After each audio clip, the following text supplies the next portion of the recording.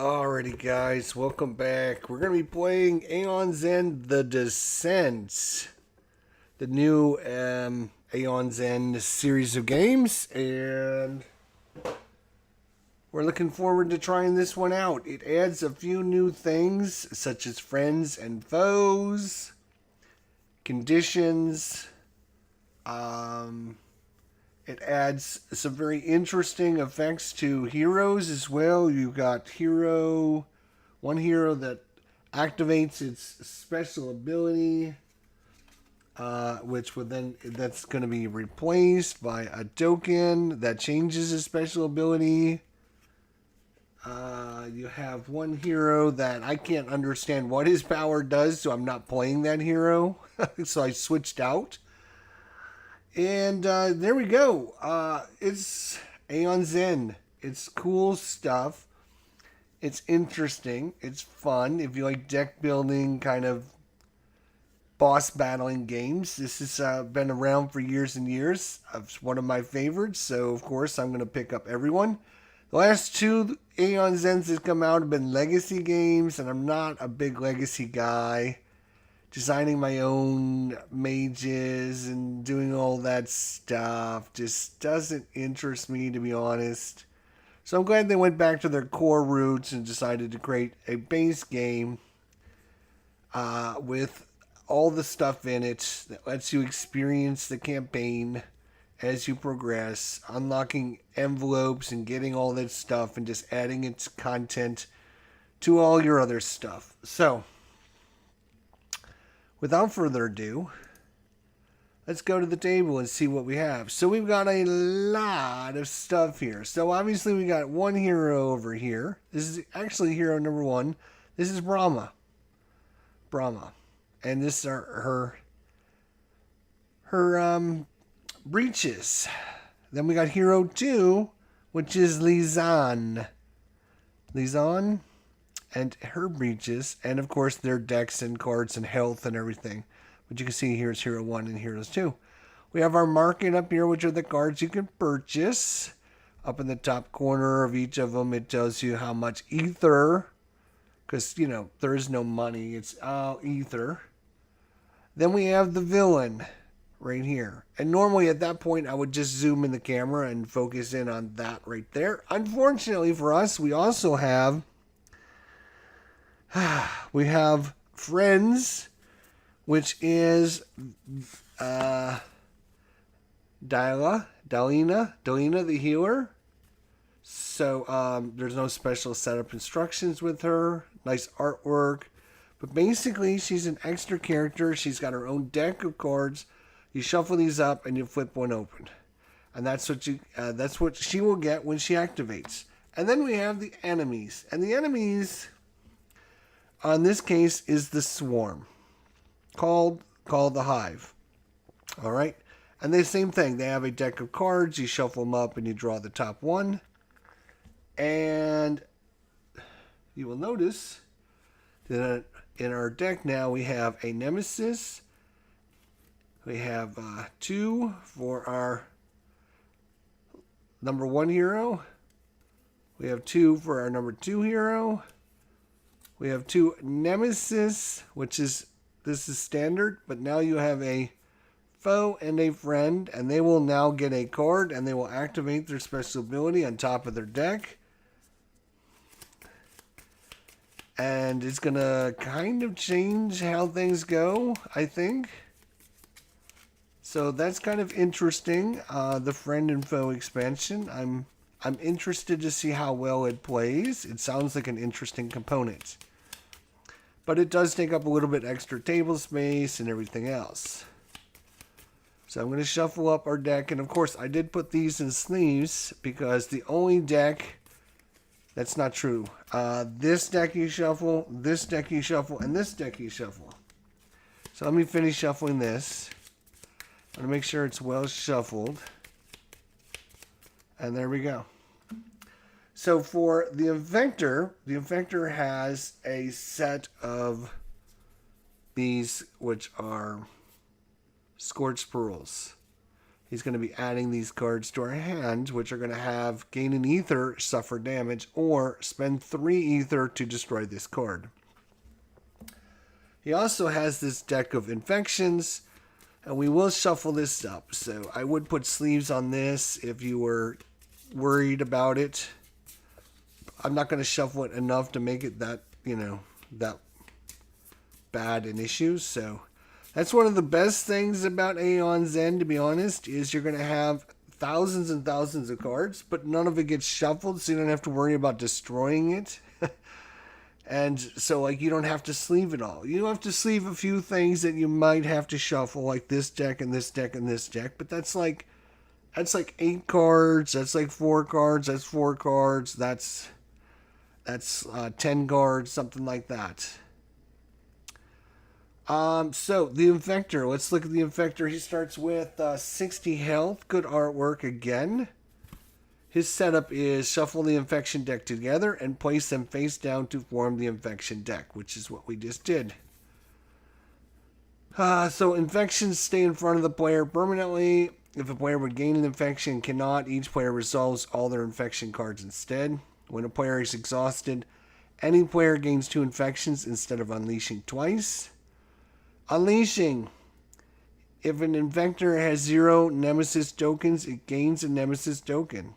Then reveal the top card of the infection deck, and the player with the fewest infections gains that infection. Otherwise, each player resolves all of their infections, and the Infector loses a Nemesis token. And then if you wanted increased difficulty, the players gain 3 infections. We are not going to play that. That's just doesn't sound good at all. No, it doesn't.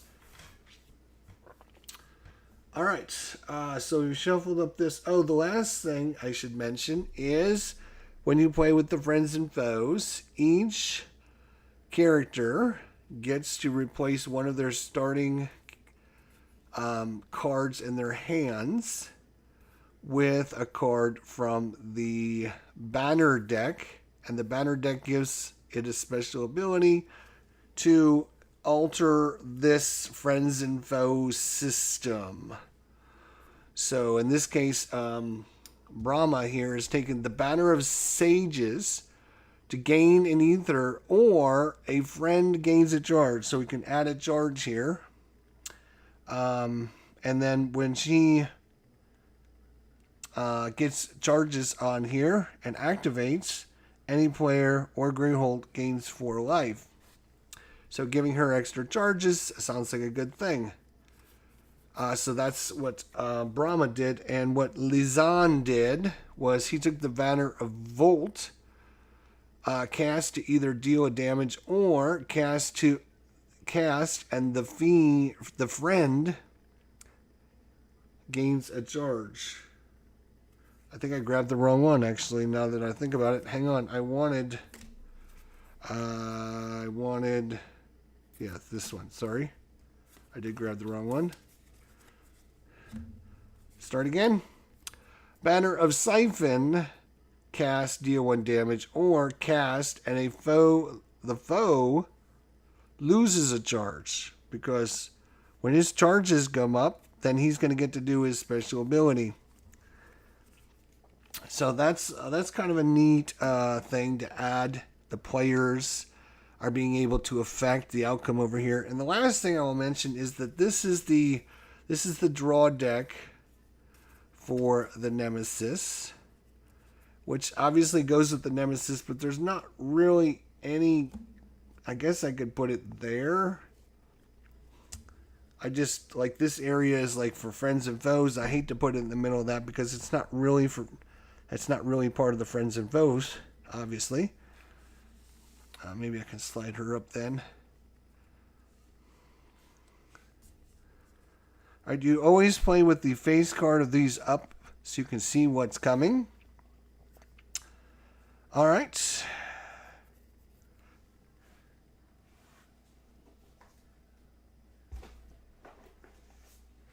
And there is a little helper thing. A little helper sheet on the friends and foes if you have any questions about anything or blah, blah, blah. So we'll keep this out just in case. keep that right over there. The last part of this is you notice I have Greyhold's marker here, token, but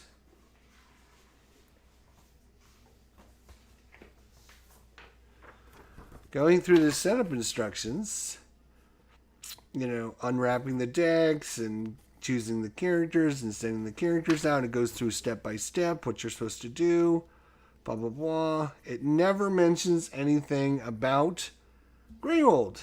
Doesn't say get the token out, put it out. Now this is a campaign. This is a precursor to Greyhold, so it makes sense that we don't have Greyhold, right? So I don't think we play him with Greyhold, but I'm going to keep it out here just in case. So if any of you are like, well, what happened to Greyhold?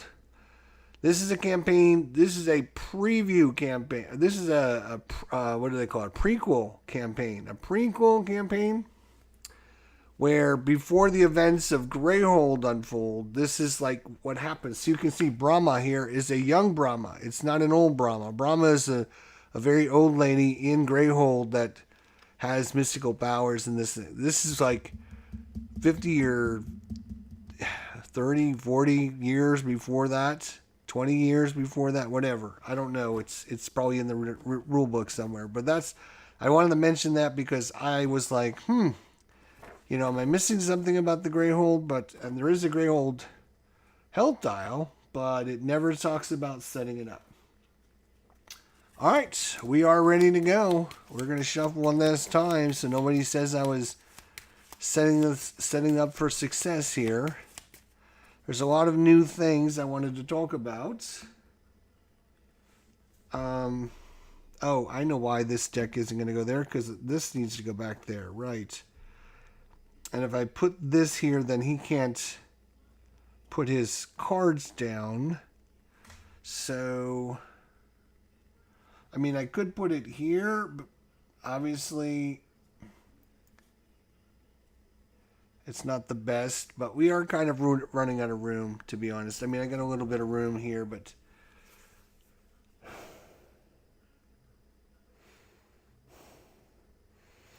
we have 3 of our gems, just like normal. You got 2 relics like normal and 4 of your spells like normal. These are the default scenario market set up by the campaign. I think the campaign's designed to be set up with these in mind and everything. You can choose up to whichever heroes. We were choosing the 2 heroes, these 2. I wanted to do this hero, but I cannot figure out what this power. His power says activate during any player's main phase. Okay, so like during her phase, he could activate, no problem. That player focuses a breach.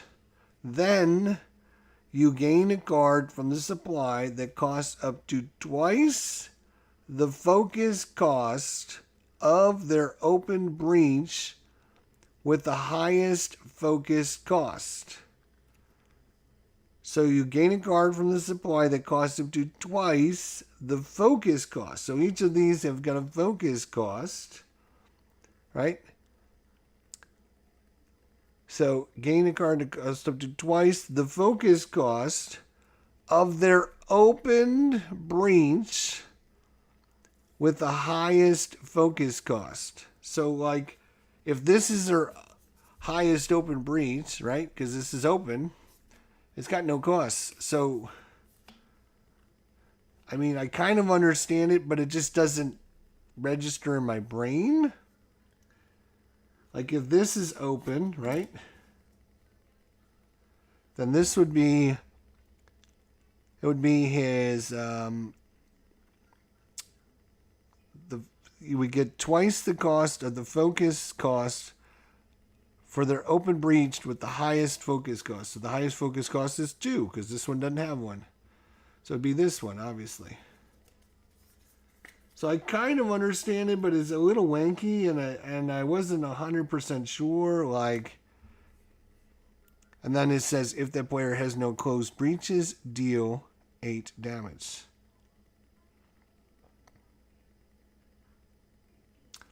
no closed breaches. So again, it's confusing me because it says if the player has no closed breaches. So if these were all open, right? If let's say he's open all these.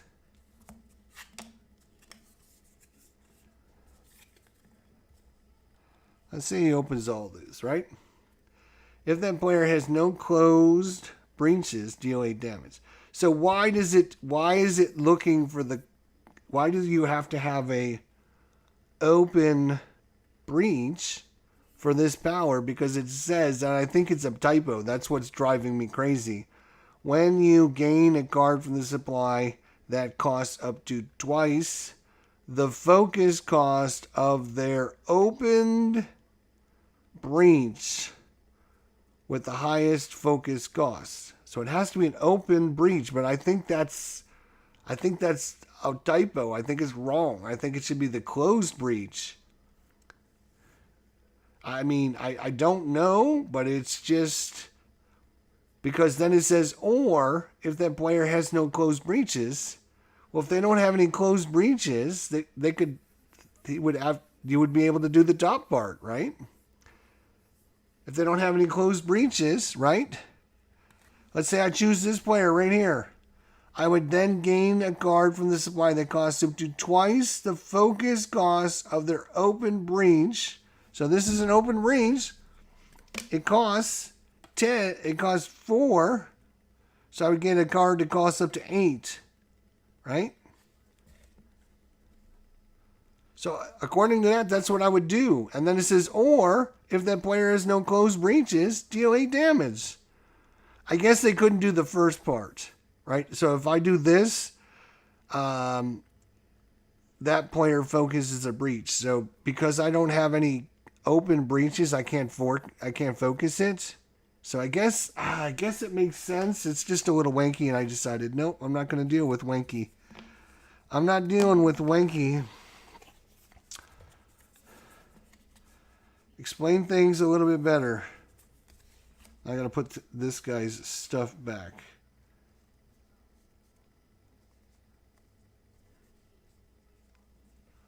All right. So our gems and supplies, we'll look at them when I buy them. I'll talk about them. Besides that, I think we're ready to go. Turn order track. Here we go. First one. Boom. It's a nemesis. Of course it's a nemesis. So nemesis draws a card. The card is... Alright, Chaos Orb. To discard, you got to spend 6 ether. Otherwise, power 3 unleashed. And Greathold suffers 4 damage. Okay, well... There you go. So, So I think there's already been some, like, errata or problems with this. Because, again... Do you see Greathold anywhere in here?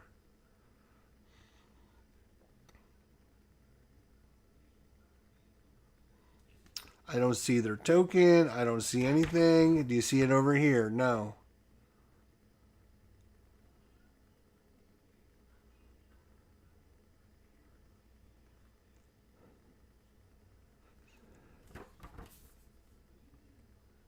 So I think they forgot to talk about Greathold. They forgot to explain his power very well. Or not his power, this power over here. All right, so drawing a card. So this is going to, right, so we need those tokens here.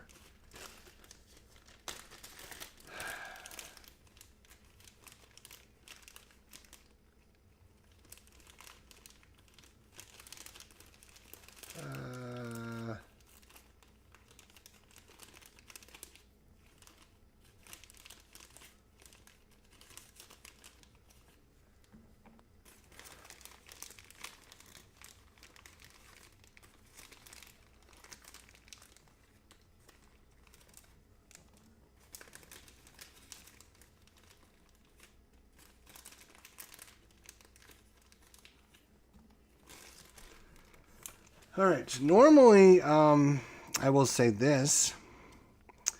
Normally, when I play this game, I use dice for hit points and stuff, but I'm not going to this time. I want to use the components in the box, so if you just get your version or your copy, you can experience exactly what you're seeing here. And I should mention there is a big spoiler warning here, so keep that in mind if you plan on buying the Descent. I'm playing through the first mission, maybe through all the missions, so obviously maybe it would help you, maybe it'll hurt you. So that's it. We did the Nemesis. So we're on to card number 2, which is player number 2. Yay, Leisan. All right. So first thing you would do on your turn, if you are unfamiliar, and obviously these cards would be in your hand, right? If you're playing, I'm playing two-handed solo, so I'm not holding anything in my hand. So I always put the deck, whatever cards are in their hand, face up on top of their draw deck. So, on your turn, player's turn, you're going to do a casting phase. So any of your prep spells, you can cast those. You can see, obviously, I don't have anything prepped, so I cannot cast anything. Main phase. You may resolve the following actions in any order as many times as you want. You can play a gem or a relic card. You can gain a card. You can gain a charge. You can focus a breach. You can open a breach. You can prep a spell for a breach. You can resolve a well-prepped effect. You can resolve a discard effect. Then you have a draw phase. And that is pretty much it. So, I can play cards to do things, and I will prep a... well, let's see here. 2, 3, 4, 5.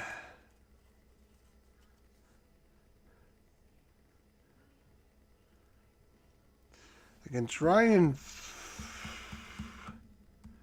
again, if I'm going to give you some information, if you're not an Aeon's End follower and you haven't played for a long time, I'm going to go over some of the core mechanisms.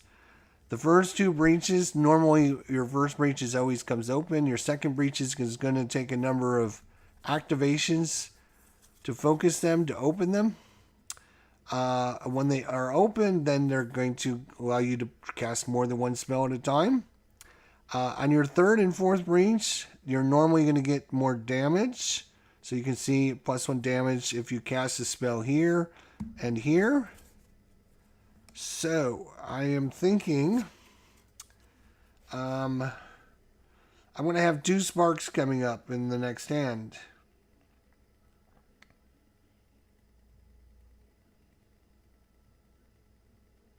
Which means if I don't have 2 breaches open, I won't be able to buy anything. 2, 3, 4, 5.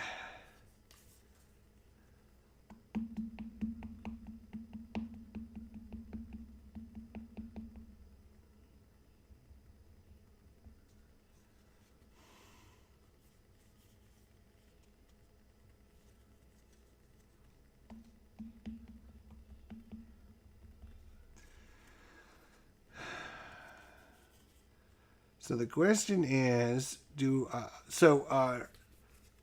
Leisan, his special card is the Unsealed Essence. Gain 1 ether. If you have not activated your ability this game, which he can only activate once per game because it's super big and super good. If he has not activated, then I gain an additional ether. So 2, 3, 4, 5 ether. And then I have this one that is a spell that I could have my foe lose a charge, but he doesn't have one, so that only happens when I cast it anyways. So I'm going to prep it here. The only reason I was waiting was because if I was to open one of these, I could then put it there. And you can see there's a cost to focus it. Focusing it will allow you to turn it so it's easier the next turn to open it. And you can focus it again and then see, and then it'll be easier to open. Cost you less. It's not easier, it's just cost you less money. So I have 5, which I will play all my cards to gather my ether. 2, 3, 4, 5. And I'm thinking for 5 I can get a Time Rift, which would deal 4 damage. And then each player can reveal the top of their card of their deck. The other option with 5 is this one here, which is a great way to gain a bunch of ether. Gain 3 ether if you may lose a charge. If you do, place an immolate token on an enemy. 3 ether is a lot of ether. That is not bad at all. So it's either damage, or do we want to build up and get a nice income going before we start building things up, which is always a good option. But I am actually going to take damage because with this thing we're going to need to kill them off. So I'm going to take a damage card. So I'm going to buy this and I put it in my discard pile. It costs 5. Then I'm going to put this card, this card, this card, and then this card. And yes, you do want to count and figure out your cards, because you will not shuffle in this game. When you run out, you're just going to take this deck and flip it over and draw. So the first card I'm going to draw is, guess what? The card I just put there. So how you put your cards away is very important in Aeon's End. Okay. So that's it. I would then draw up 1, 2, 3, 4, 5, which is the other 3 crystals and 2 sparks. So the other advantage of focusing, again, focusing is taking a breach and rotating it, is that you can prep a spell there then. So, alright, so that is player 2's turn in all of its glory. We go to player 1. Player 1, Brama here. Brama has gained an ether, or our friend gains a charge. A crystal, a crystal, a crystal, and she's got a spell. Her special card. Each character has their own special card. This is old Brama, by the way. You can see old Brama there. Doesn't look like young Brama, does it? No, it's old Brama. Alright. Funneled Rage. While prepped, when you suffer damage, you gain an ether token. When a player would suffer damage, you may suffer that damage instead, and then cast to deal 1 damage. So, again, I think we're going to prep this right there, because we're probably not going to open anything too early. And so there's a card that costs 4 that would give me 2 ether. You can spend 1 ether to focus your closed breach with the lowest focus cost. Wow, that is pretty gosh darn good. Or again, I could give her a charge, so any player or Great Old would gain 4 life. But I don't think we're too worried about that yet. 4 to attack while prepped. When any player gains a relic, gain a charge. Our relics are a 3 cost relic and a 7, so a little bad, because there's a huge difference in cost. Our 3 relic says Coruscating Mirror. When a minion is drawn from the Nemesis deck, you may reveal this from your hand to place an electricity token on that minion. There are several new terms that we've mentioned. And I suppose I'm going to need these tokens. It looks like. So we have a Venom token, which deals 2 damage. We have an electricity token to gain a charge. We have an immolate. You may destroy a card in hand. So those are, I think, the 3 new things that we have so far. There might be others in the envelopes coming, but all right. Oh, and there is ether tokens now. I guess I am going to need all this stuff. I was thinking maybe some of this stuff was going to be saved for later on once we get to Greyhold or later in the campaign, but it looks like we're going to probably use some ether tokens. We'll get a couple of those out just in case. Put those, no, not near the heroes, because I'll be like, oh, look, she's got like 5 of this. We'll just put it up there. That's fine. All right, so back to your turn, sweetheart. What are you doing? Do I want? The question is, do I want to buy something for 3 and give her a charge, or do I want to spend 4 and get something that costs 4? Normally, charges cost 2. So normally, like if you're trying to buy, it says right on here 2. It costs 2 ether. So the only way for her to get charges is for her to activate.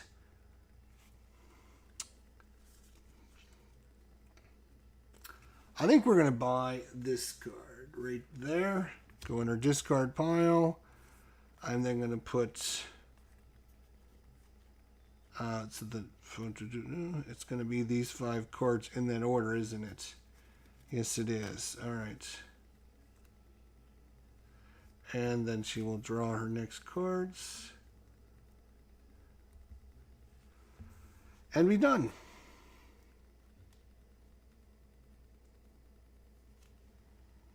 The friend gets to go. So, when the friend goes, she activates her card. Delilah, the healer, gains 2 charges, or any player returns a card from their discard pile to their hand. Ooh. Let's see. What do we have in our discard pile? So I could add this right into his hand. Or I could add this gem into her hand.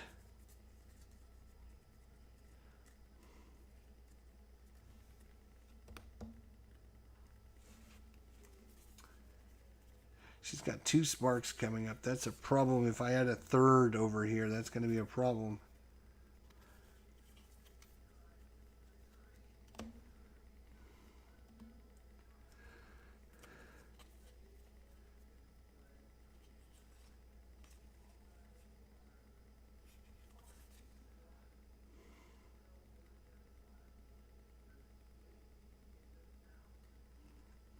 Yep, I'm gonna do that.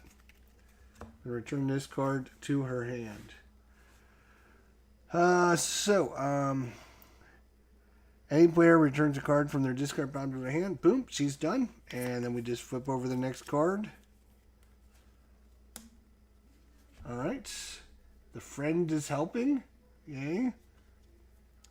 Player 2 gets to go again. All right, so first things first. Attack. Cast to lose a charge or deal a damage. He is going to deal a damage.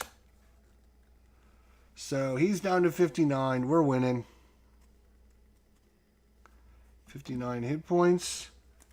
Now, this is a problem because I only have 3 and I have 2 spells. So what I'm going to have to do is I'm going to have to focus this one, which costs 3 to focus,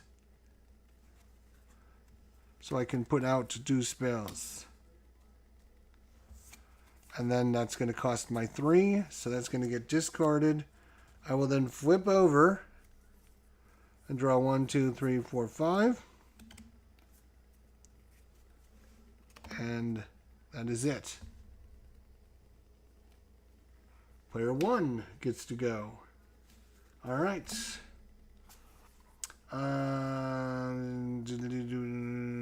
Deal 1 damage. So all that's damage resistance. It doesn't matter because nobody was attacking us. We take a damage to this. And then, all right, she is going to prep a spark. So she also has Ethereum. So gain an ether. You may suffer damage. If you do, any ally gains 1 ether. So she can kind of take damage to give her extra. Yeah, you know what? Early in the game, ether is the king. So, and then this one is gain 2 ether, and then you may spend an ether to focus your close breach. So I'm going to spend 1 ether to focus this. Boom. All right. So I'm going to gain 1 ether from this. 1, 2, 3, 4, 5. I get 5. And 5.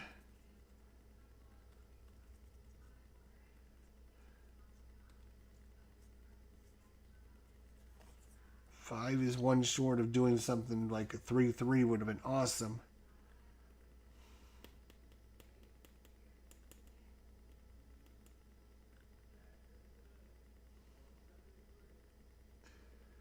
So what I'm going to do is I'm going to focus. I'm going to open this for 3.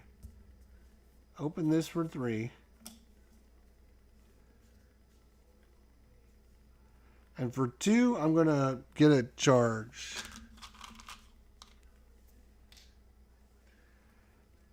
And then I'm going to discard.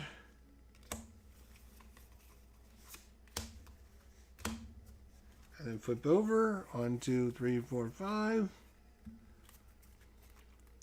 Unfortunately, that's all we're going to get to do as characters. All characters get 2 in the deck. So we're going to have the enemy going, and we're going to have another nemesis are going to be the last 2. It's going to be the nemesis first. So first thing is you add a token there. We have to spend 6, or when this goes off, when he has 3 tokens on it, he unleashes. And he's going to be doing a bunch of crap. And then Greyhold suffers 4 damage. So, that would be great. Poor Greyhold over here.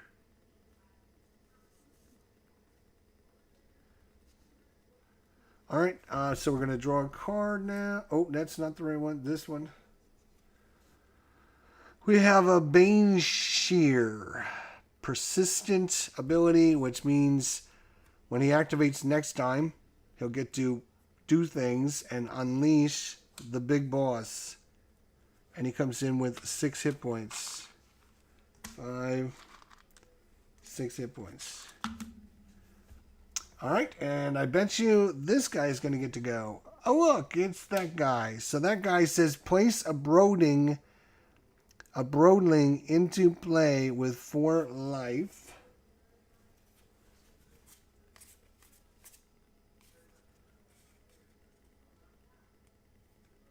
Or any player discards a relic in hand that costs 2 or more.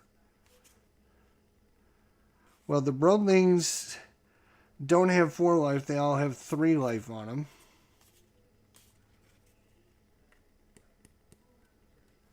So...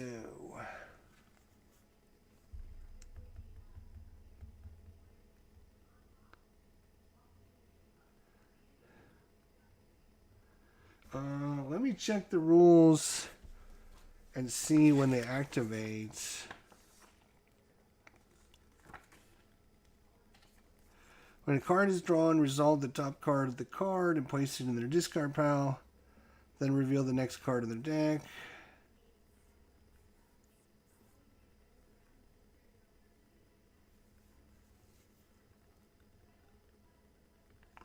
Doesn't say about automatically posting one on there, so they must have...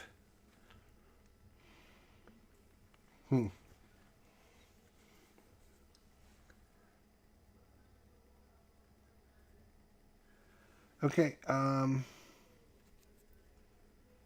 So it says put a Broodling into play with 4 life, or any player discards a relic in hand that costs 2 or more, but I don't think we have a relic in hand that costs 2 or more.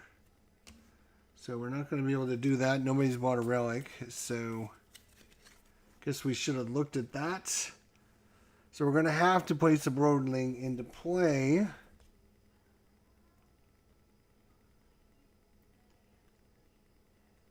And I think he's going to come into play whenever this guy activates. So I will put him somewhere. I'll put him up here. All right, so that's that card. And then we flip the next one. And that is one full turn.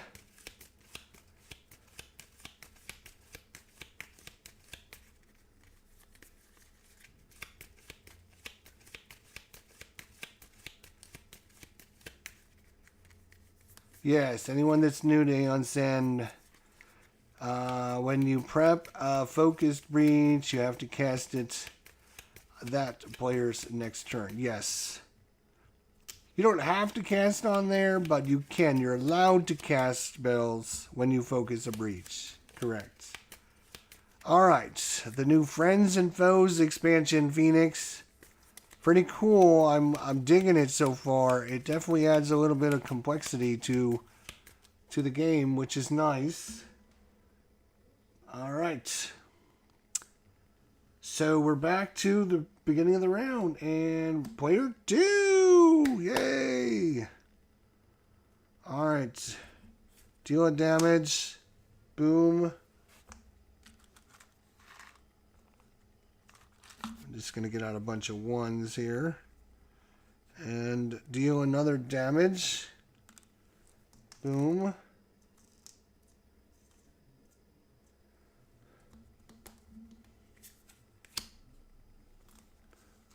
Just keep these 1s handy in case I need a couple 1s to throw it out there. Alright, now he's got his big boy.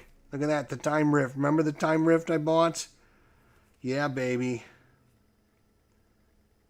So 2, 3, 4, 5. I could open this, and I'm going to do that. I'm going to open that. I'm going to spend 2, because I have not used my special ability yet. 2, 3, 4, 5, which I'm going to open this. And the reason I'm going to do that is because it'll give me an extra 1 damage. Put that right there. And discard. And draw back up. 1, 2, 3, 4. 5.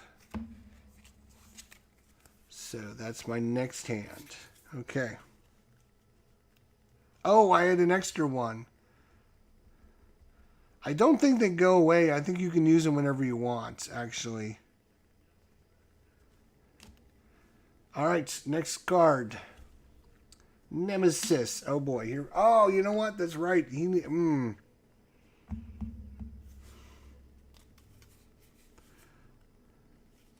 I only had 5. I'm wondering, do we have 6 to get rid of that? We do not have 6, so we're in big trouble. Alright, but he gets to put a token there. It's only a 2. This guy is then going to unleash, and the boss, when he unleashes, if the Infector has 0 Nemesis tokens, guess what? He's got 0 Nemesis tokens.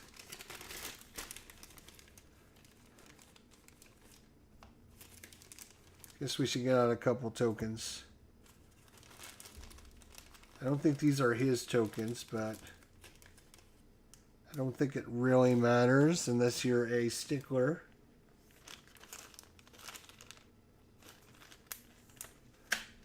So we'll give him a token. If the Infector has 0 Nemesis tokens, it gains a Nemesis token. Then reveal the top card of the infected deck. And the player with the fewest infections gains the infection. So the infection is discard a card in hand that costs 3 or more, or suffer damage We're going to give that to Leon. Leisan. Put that right there. Itching infection.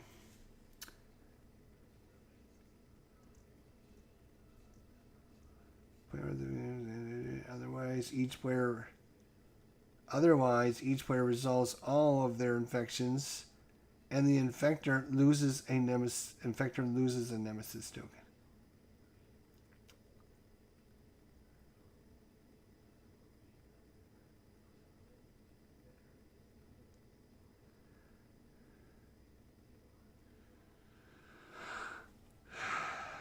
Okay, all right. So that's this guy's mess. All right, we got that guy over there that needs damage done to him too. Damn. Right. All right. Player 2 gets to go. Player 2 gets to go. Player 2 gets to go. So, Time Rift. Deal 4 damage. That's either going to take out that or it's going to take out the Broodling.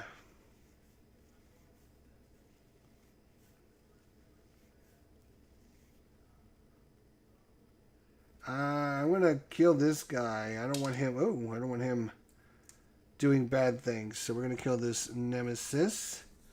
He will go in the discard pile. For me, that's going to be underneath the deck because I don't have room, as you can tell.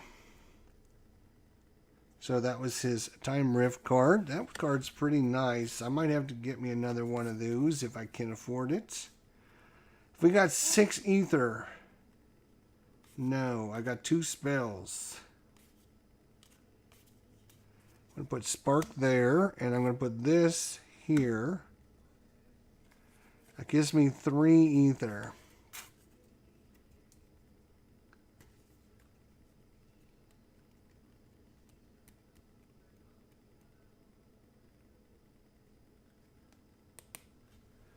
Yeah, we better get some more ether. And 1, 2, 3, 4, 5. Oh, right, I could have. I still have this token. Hang on a second. Hang on. Let me rewind when I bought this for 3.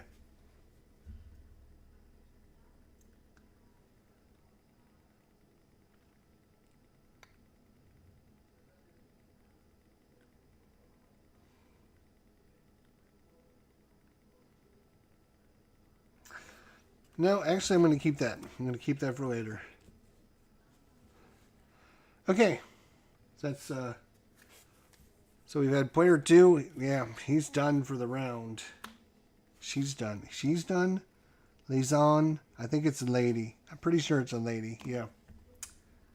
All right. And the Nemesis gets to go again. That's bad. All right, so this goes off because it would have 3 tokens on it. So he's going to unleash. If the Nemesis has 0 tokens, it gains a Nemesis token that reveals the top card of the infection deck, and the player with the fewest infections gains the infection. Otherwise, each player resolves all of their infections, and he loses a token. So he loses a token, and Greyhold suffers 4 damage.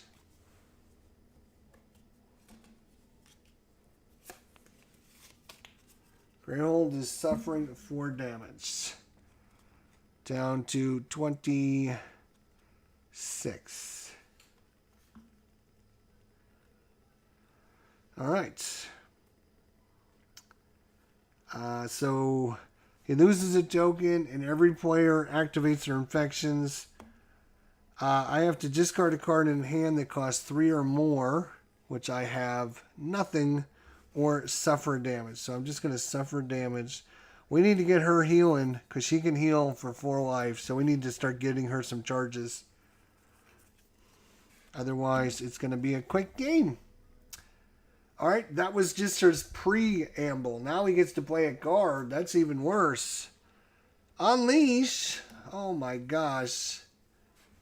So Unleash, he's going to get a token, and somebody's going to place a card in their hand on top of their deck. or suffer damage. I'm going to give that to Brama over here. Oh. Alright. Unleash. Any player suffers 1 damage and discards a card.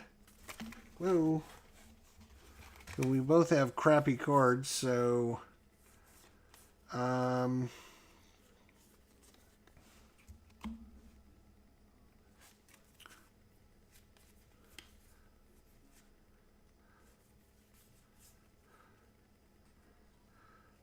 going to give it to Brama.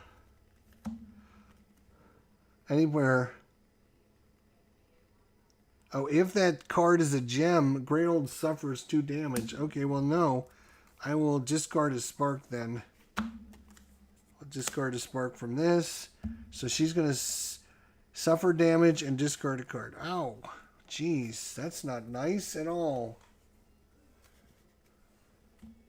Fortunately, he's done, right? We've had 2 Nemesis, right? Yeah, okay, so player 2 is done, and the Nemesis is done.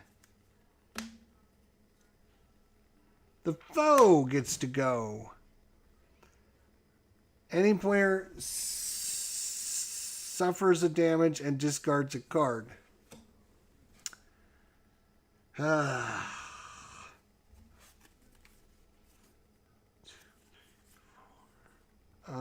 It's going to be her again. Okay, well, we can't keep that out. Then he's going to activate this. Place a Brooding into play, and Greyhold suffers 2 damage, or a swarm gains... The swarm gains 3 charges, and the friend gains a charge. Yes, that's fine. 1 for you, and 3 for you.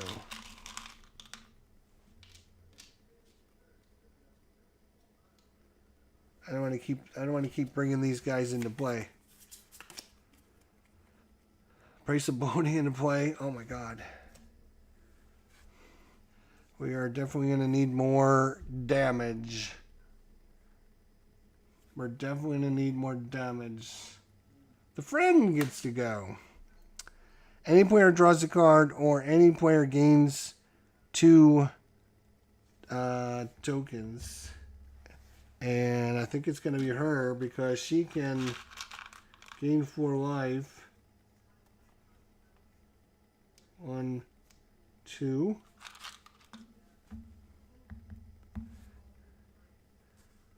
It's not worth a card, to be honest.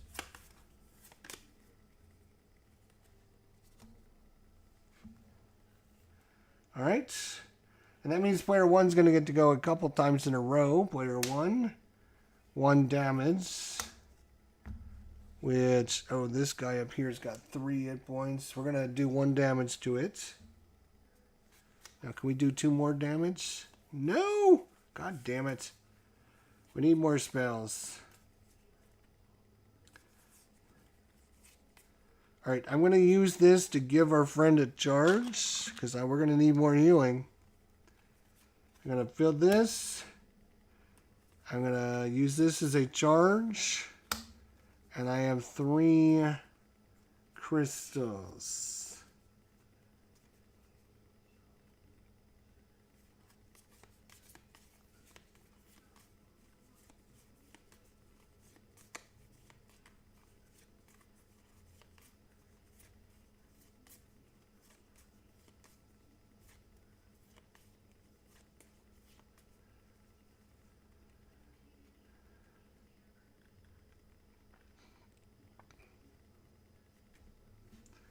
Yeah, I think I'm going to take the more, unfortunately, and then draw back up. 1, 2, 3, 4, 5.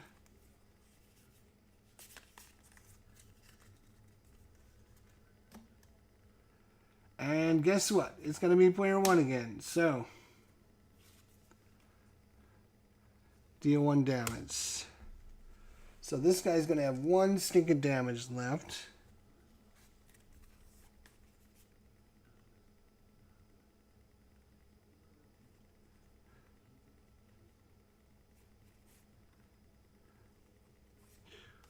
2, 3, 2, 3, 4, 5, 6. Now I could have got rid of that stupid thing. So I got 6. Unfortunately, we got a 5, a 5, a 7, and a 7. So 6 doesn't do anything. So I can spend 1 to focus your close breach with the lowest cost. So that's this one. Boom. So instead I've got 5. All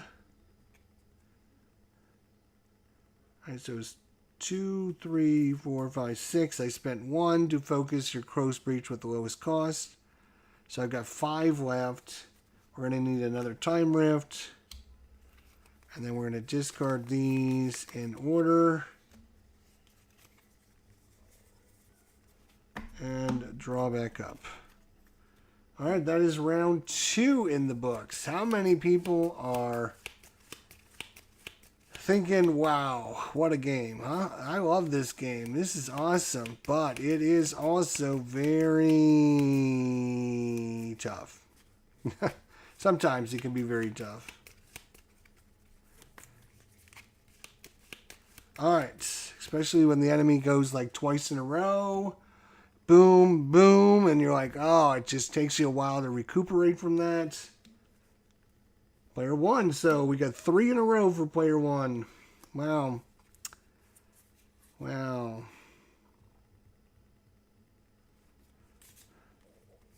So we, let's see what we want to do. I can gain 2, or I can emulate, put an emulate token on an enemy. So we're going to have to see what happens with these tokens because they are new.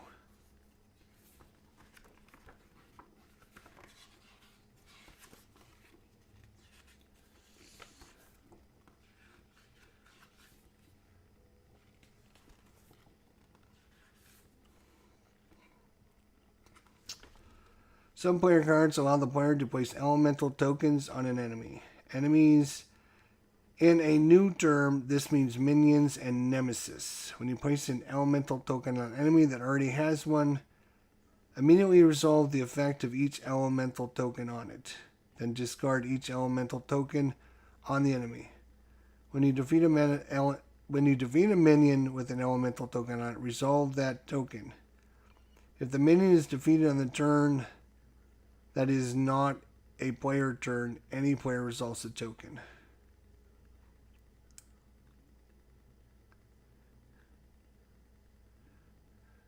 When you place an elemental token on an enemy that already has one, resolve the effects. So emulate allows you to draw. You may destroy a card in your hand. So once we if we were to place this on an enemy, right?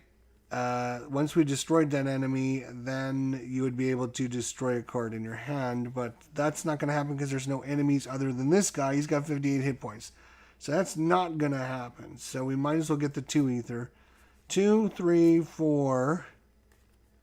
And it's either 5 or give her a charge. And I think I'm going to give her a charge.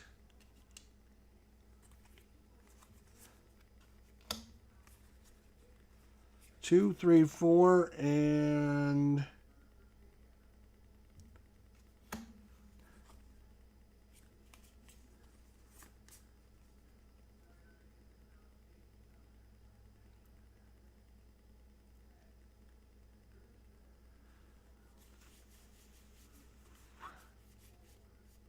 3 damage. All right, we'll take it for 4. We need some more damage, it looks like. Okay.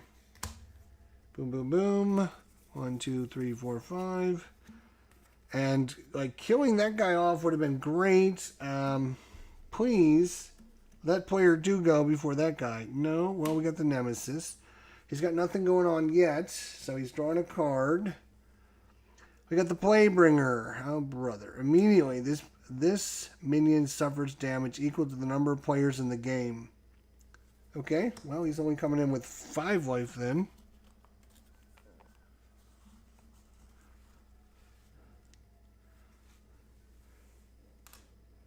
And his persistent is Grail suffers 2 damage or reveal the top card of the infection deck. Yeah, that's not going to happen. No, I don't think so. So that's all that happens with him for this. That's good. Player 1, yes! One little spark. One little spark is going to kill this last guy. So we don't have to deal with this Broodling going to be doing things to us. That would be good. We do need to take care of his 58 hit points too sometimes. So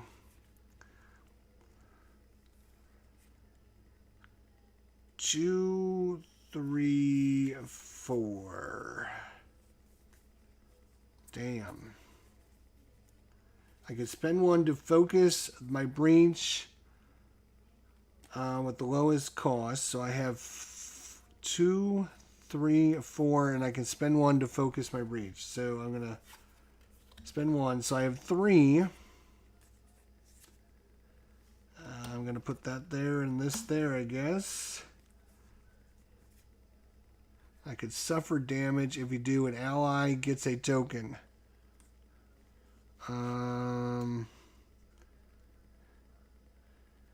Taking a damage for a token is not worth it. So we're going to keep the 3.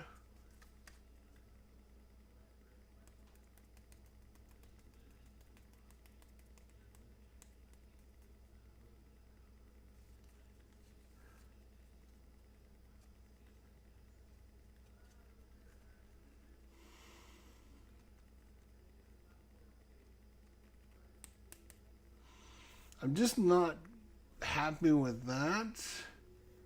This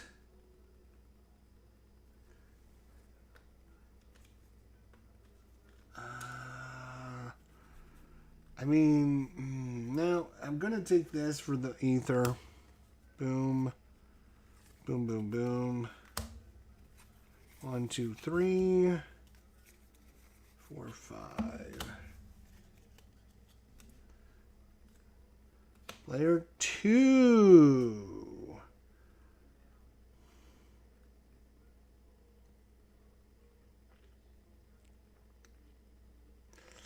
You can deal with damage or a foe loses a charge. And I think he's going to do it to have him lose a charge. And then 1 damage on this thing.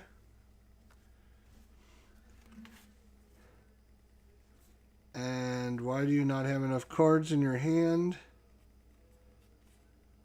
1, 2, 3. He should have 5 cards, right? You didn't have to discard anything. 4, 5. Did he have to discard? I don't think he had to discard anything. I don't think he did. So he should have 5 cards. Okay.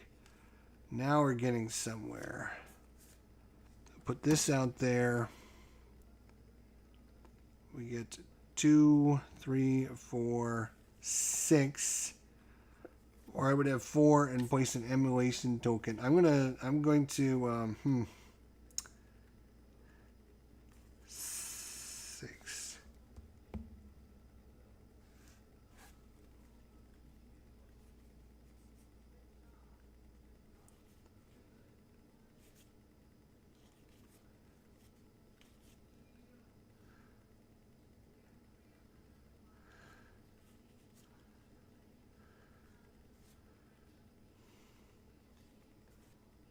Let's see if I do 1, 2.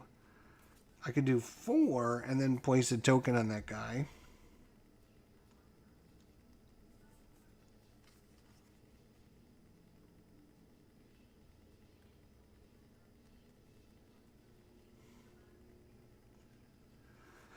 Yeah, you know what? That sounds like a good idea.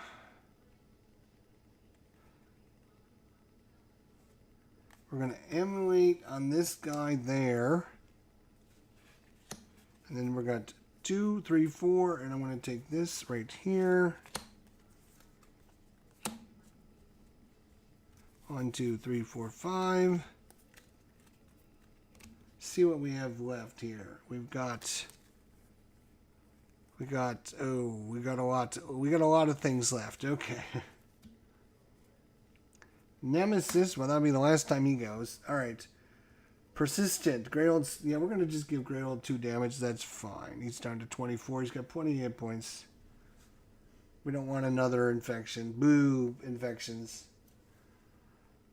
Discard spends 6. Otherwise, it is a power 3. Reveal the top 2 cards of the infection deck. The players collectively gain those infections. So we got to spend 6 and we're going to get 2 infections. Alright. Next up is the foe. The foe. Place a Broodling into play. And the swarm gains a charge.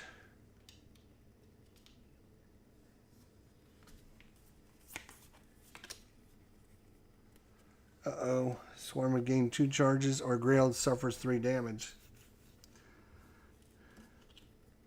Player 2. 5 damage. Guess what? Time to kill you with 5 damage. And guess what? I'm going to kill you with 5 damage. And I get to immolate.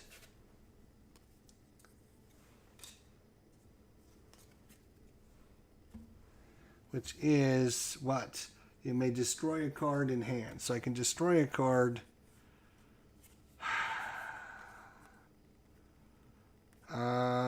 Do we want to get rid of a spark or a crystal? Probably a spark. Let's get rid of this spark. Alright, so that's that. We only have 4, and the 4 is going to be for this. And, or do I start building this up? No, I will not yet. 1, 2, 3, 4, 5.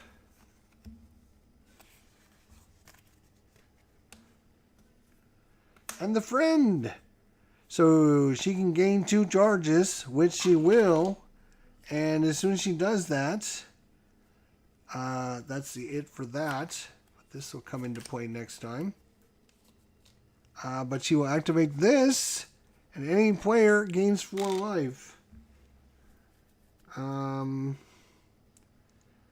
She's 7, 8, 9. She can only go up to 10, so that's all. But that's pretty good. I guess I should think about that. Okay, good job. All right, that is another round in the books.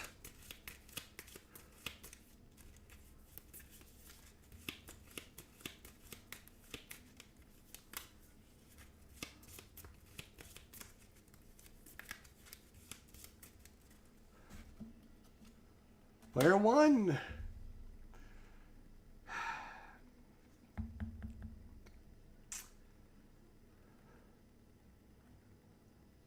Well, 4 damage is going to kill this. Boom.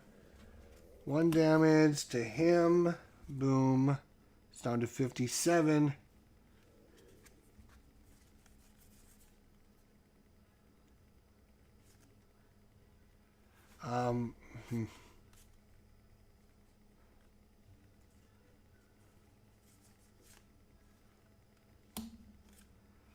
Give our friend a charge again. And 3.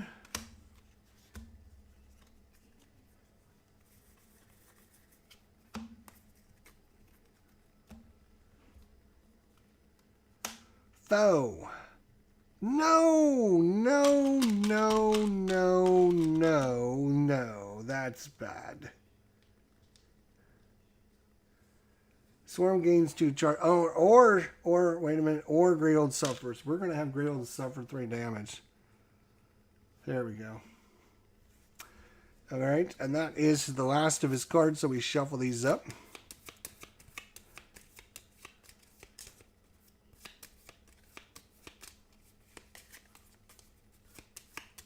And flip over a token.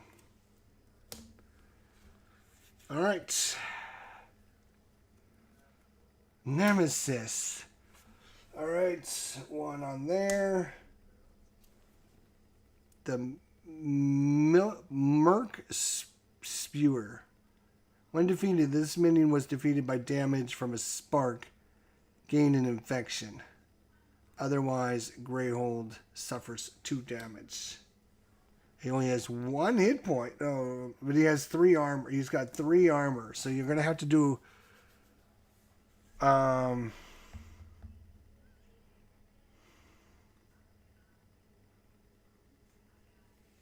you're going to have to do 4 damage, which is perfect for the time rift.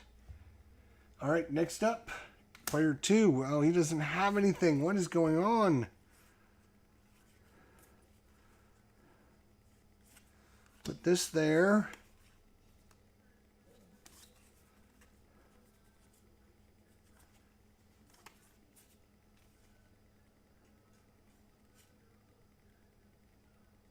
Two, 4. I can open this for 3. And I'm going to open this for 3. So I actually have 3 spells. Or no, I only have... Yeah, I do have 3 spells. But it costs me 2, 3, 4.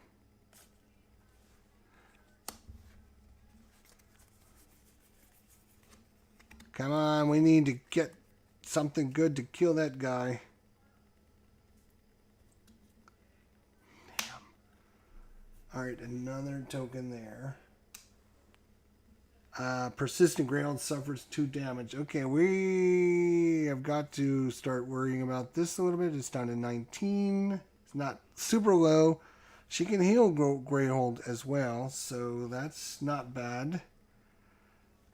So that was his thing. Then we get a card. We got to spend 7, or he unleashes 3 times, which is going to put out a whole bunch of tokens.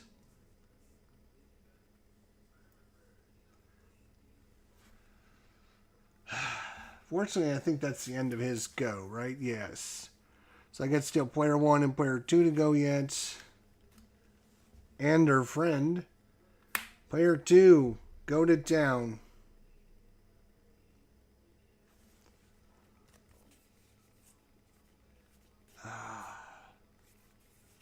Okay.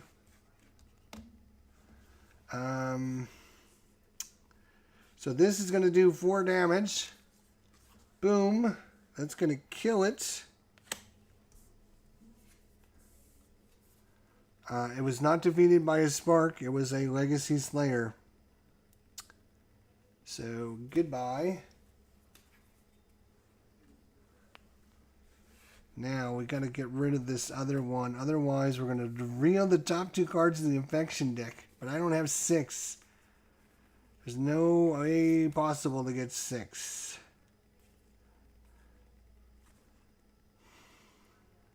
But I'm going to be able to do some... Oh, I'm not done with my damage yet. Hang on. So, we're going to give this to... Instead of dealing a damage, a foe is going to lose a charge. Boom.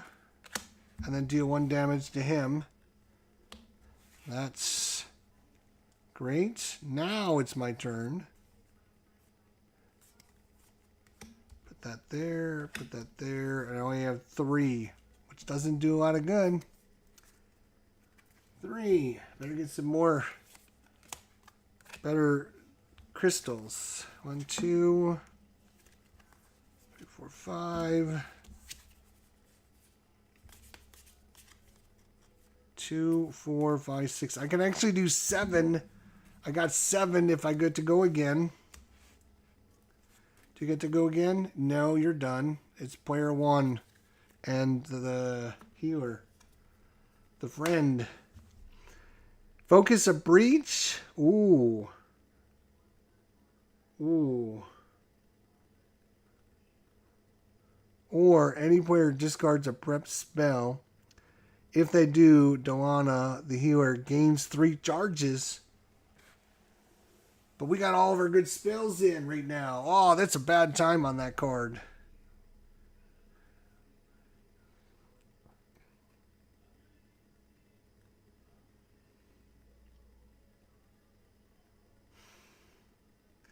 That's a lot of damage we'd give up.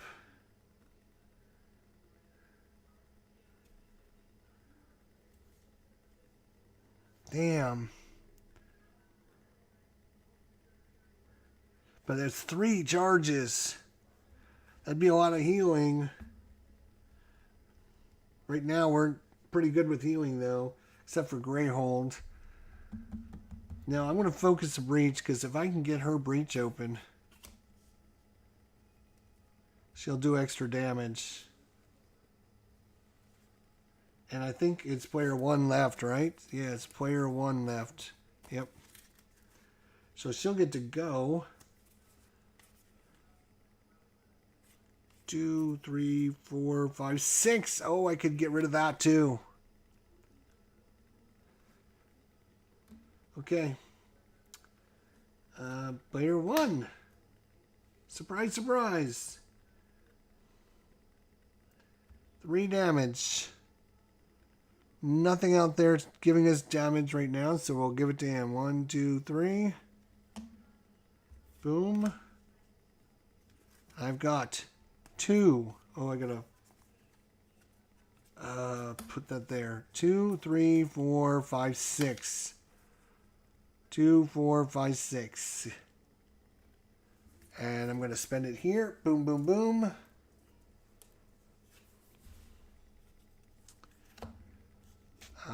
And that's going to stop him from doing nasty things. Nasty, nasty things.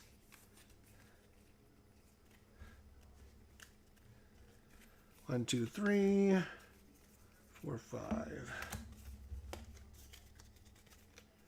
All right, that is another round. Now, if he can go before the enemy goes...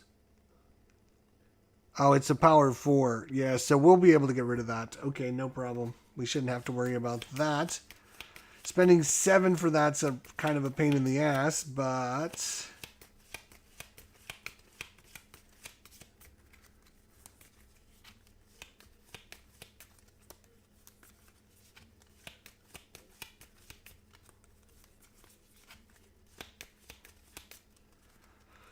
All right, next round. Nemesis gets a token. Draws a card. Shrieking Havoc. Oh boy. Reduce to 1 all damage that this is dealt to by abilities and player cards. During any player's main phase, that player may spend any amount of ether to deal an equal amount of damage to this. The player with the lowest life suffers 2 damage.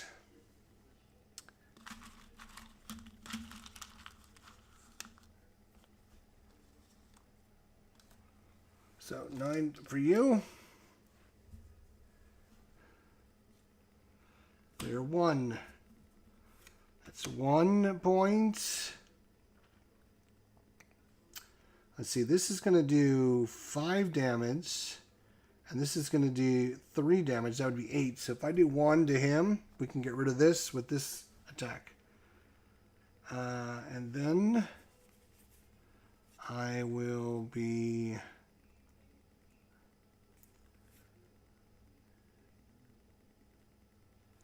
So I got 2, 3, 4, and I can spend 1.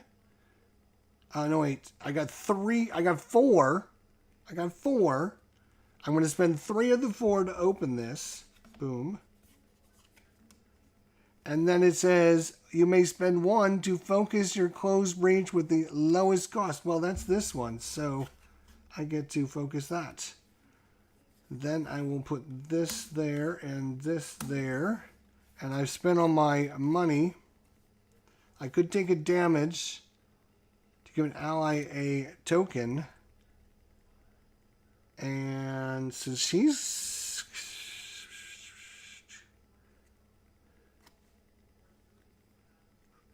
how is she healed?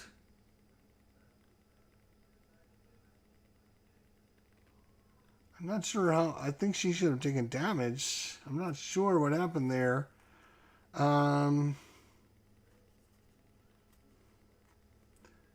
Take 1. Yeah, let's take 1 and give her an ether token. Yeah, that sounds like a good trade now, because give her a couple. 1, 2, 3, 4, 5. Player 1 again. Okay.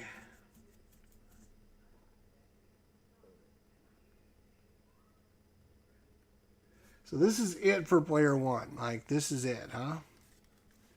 So this is... Oh, and wait, she just did this to take damage, right? Oh, right. She gets to do something. When prepped, when you suffer damage, gain an ether token. Right. That's why she would want to do that, right? So take damage, give somebody an ether token, but then she gets one herself. When a player would suffer damage, you may suffer the damage instead. But now I've got to cast it and deal 1 damage. But I think I'm going to do 6 damage. 1, 2, 3, 4, 5, 6. Down to 47. I'm going to let player 2 take care of that.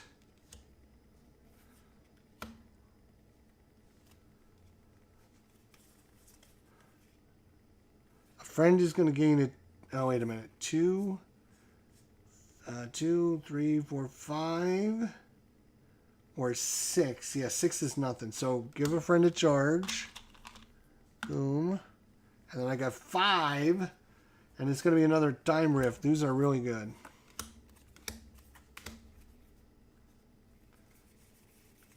Okay, and that's it for player 1 this turn. Come on, player 2, you need to go. Oh, a friend goes. Any player focuses a breach, or any player discards a prep spell. Oh, wait. Did that? I think that's what we had last time. Did we forget to shuffle our deck afterwards? I think that's what we had last time. I apologize. I'm not trying to cheat, obviously. I think that's what we had last time, though. Alright. Maybe we shuffled it back up on top. I don't know. So she can gain 2 charges, or any player returns a card from their discard pile to their hand. That's interesting.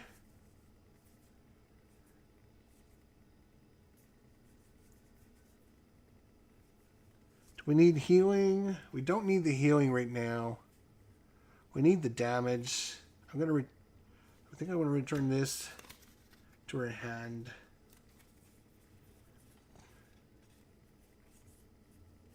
Yeah, I think that's good. So instead of taking that, and so this goes on top, or on bottom, sorry. All right. Come on, player 2, player 2. Oh, foe. Price of rolling. Or any player discards a relic. Yeah, we don't have a relic, so it's going to be a rolling. And it says with 4 life, but they all have 3 on them, so I'm going with 3. I think it's been a typo. They probably originally went with 4 life and they changed it to 3. Every single one of these have got a 3 on it, so I can't imagine why this card would say put it into play with 4 life if there's only 3 on it. So I'm going with 3. Alright, that is all it does. Player 2, for the love of God, fondly. 5, 6, 7, 8, 9 damage. That's enough to kill this guy. Boom, boom, boom. See you later. Get out of here, jerk face jerk. And that's going to go there. Then that's going to go there. And then I've got 7. 2, 4, 5, 6, 7. And I have just cleared the board. Look at that. Boom. Discard this. Boom, boom, boom. Done. Didn't do any damage to him, but he's got nothing now. He's got nothing. And he get to go again. Oh, I forgot to draw my card. Let's draw some cards. Let's see what we get.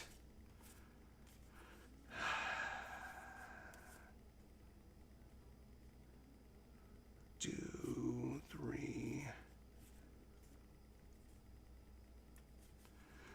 You can see what you can do. You can put this on the boss, and then every time you attack him afterwards with this, you then get to discard a card in your hand to kind of help you. I see that. Okay, I get it now. I couldn't understand it. It took me a little while. Now I get it. I'm only going to have 3. which is not the greatest number in the world. So we're going to put that there, that there, that there.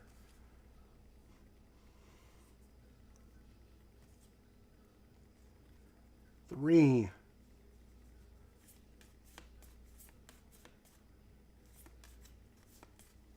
Yeah, we're going to get another one of those. These are going to come in handy, I think. 1, 2, 5. All right, we got the Nemesis left, I think. So, but his board has been wiped clean. So he's got nothing going on except for discard a prep spell or suffer. Oh, I grabbed the wrong. I'm sorry. Shots. Maybe I should switch these decks, actually. Makes a little bit more sense, actually. Put his other nasty deck up there. Give me his normal deck, right? Any player discards 3 cards in hand and suffers 2 damage.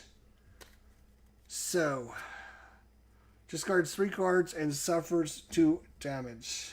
That's going to be her. 1, 2, 3 cards.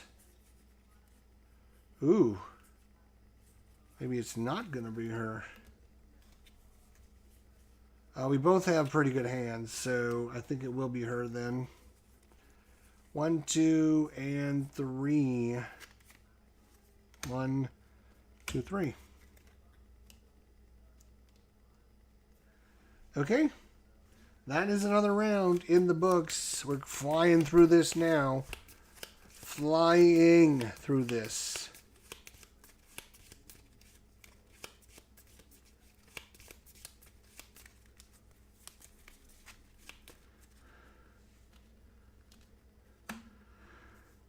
Any player draws a card or any player gains 2 ether tokens.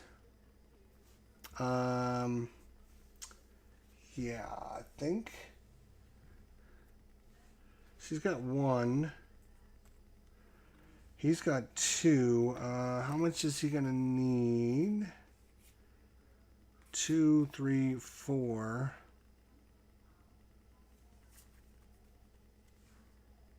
Yeah, we're gonna give them to him. Boom, 2. 2 tokens. Any player gains 2 ether tokens. Okay. Nemesis. Nothing going on with him. Bristerkin. When a player deals 4 or more damage to this minion in a single instant, that player resolves 1 of their infections. Oh, that's a neat. That is actually a neat effect.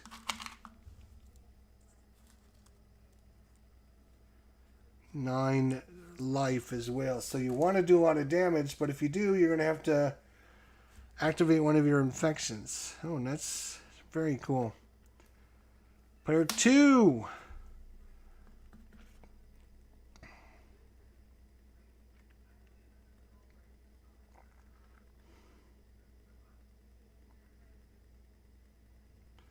I'm going to suffer damage.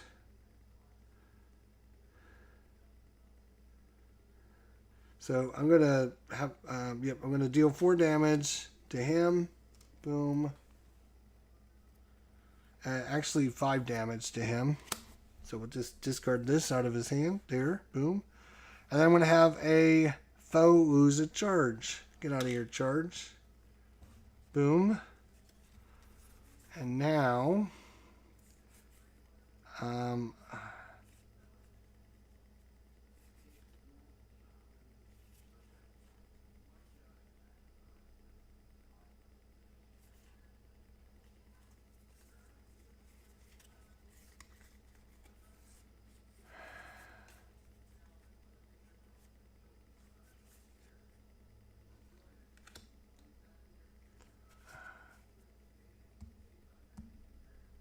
10 to open. It's no 4.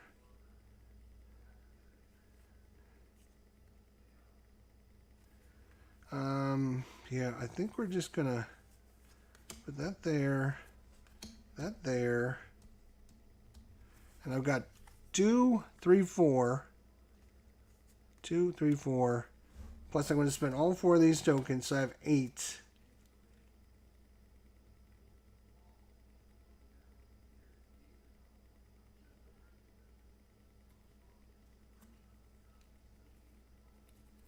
Eight.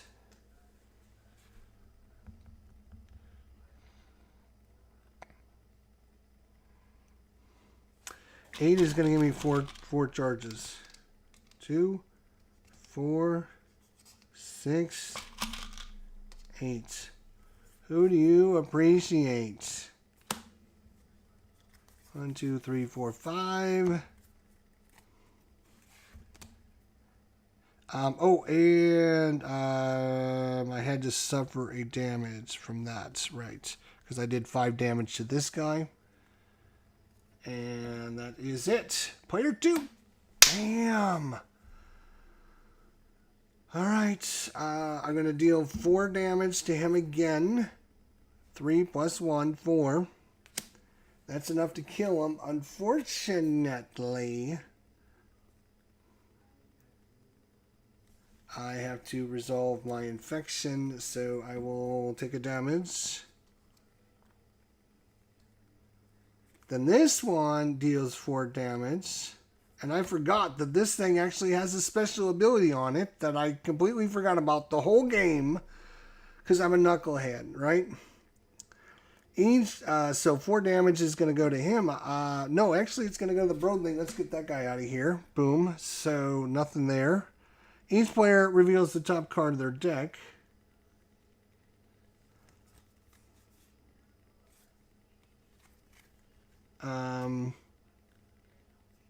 And can either discard it or return it to the top.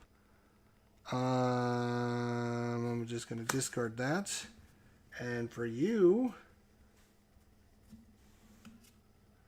it's going to discard it. So there we go. Boom, boom, boom. Then we've got a boatload here. Now here's an interesting thing, right? 2, 4, 5, 6, 7. I only need 6. I'm sorry, I only need 4 to get enough charges for this.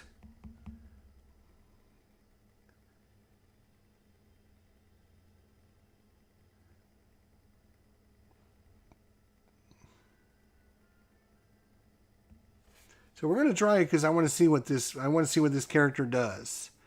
So 2, 4, boom, gives me 2 more charges. And I'm going to immediately spend all the charges. And it says activate during your main phase. It's during my main phase. So there we go. It says place the Manifest token. Is that this thing over here?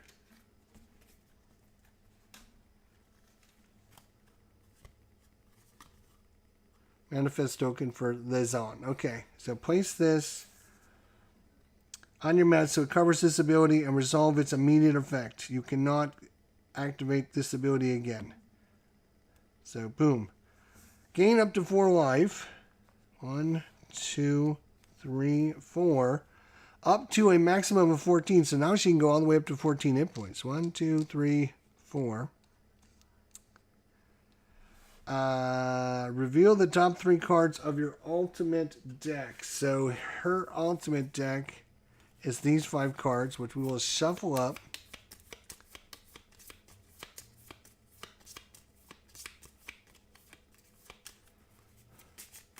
Alright, reveal the top 3 cards of your deck. Boom, 1, 2, 3. And I'm just going to set this probably over here somewhere. I can find a space right there. You guys can see them, so I'm not cheating. So it says, reveal the top 3 cards of your ultimate form deck. Okay, we've got the Towering Obelisk. Any allies gain 3 charges, or any player destroys up to 2 cards in hand or discard pile. The Hulking Comet, deal 4 damage, and ally draws 3 cards and discards a card in hand. Or Mountain Gust, deals 6 damage divided however you choose among any number of enemies. Alright. Add one of those cards to your hand and return the rest to the deck.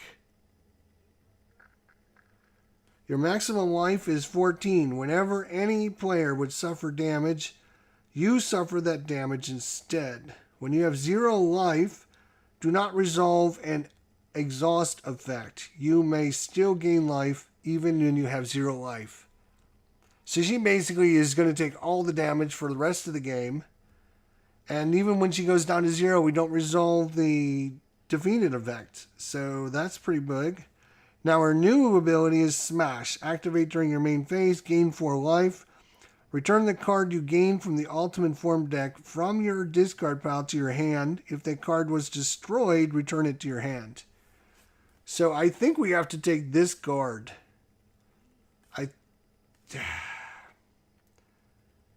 Four damage and have your ally drawing a bunch of cards would help. But 6 damage divided up however you want is, I think, too much better. So we're going to add this immediately to his hand. And then, I guess, discard loose. This is a card we got rid of. We'll put that out of the game. And so I can still bring this into play then. And I got 3 to purchase. I'm going to buy the last one of those. And I got 1, 2, 3, 4, 5. And that's what I wanted to see, what happens to her special ability. 5, 6, 7, 8, 9, 10, 11. She's up to 12 hit points. That's pretty good. And she's going to be doing 6, 7 damage divided however she wants among her enemies. That's pretty good. What do we got left? Player 2 doesn't have anything left. We have another Nemesis, a couple player 1s, and the foe. Okay. Player 1, who's got nothing in play for some reason.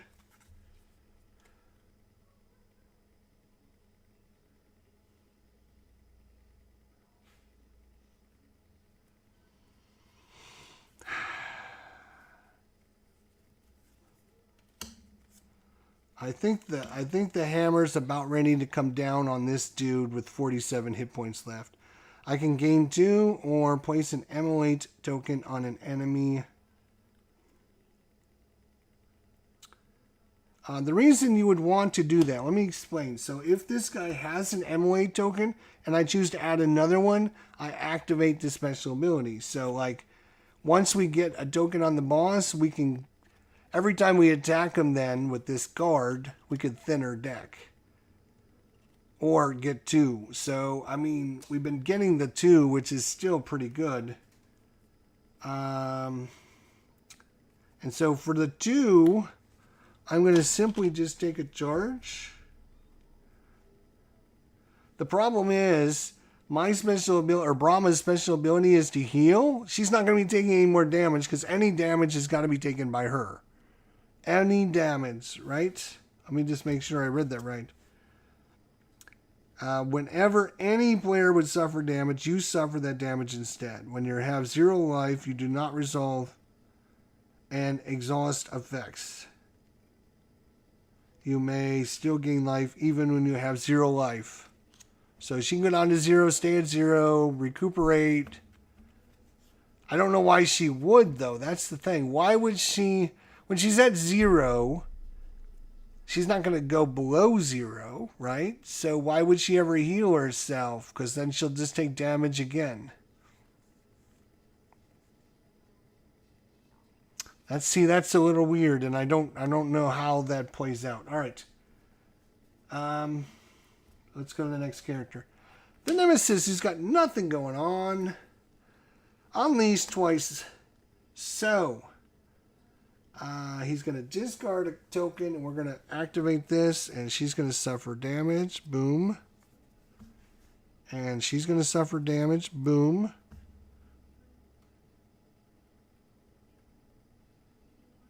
Actually, you know what? Place the card in hand on top of your deck. Where is her deck? She didn't draw her cards. She's just going to do that instead.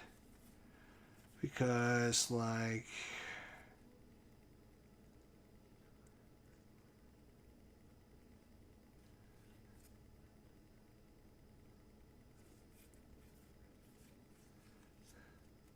Yeah, we'll put this on top of her deck. Okay, you happy?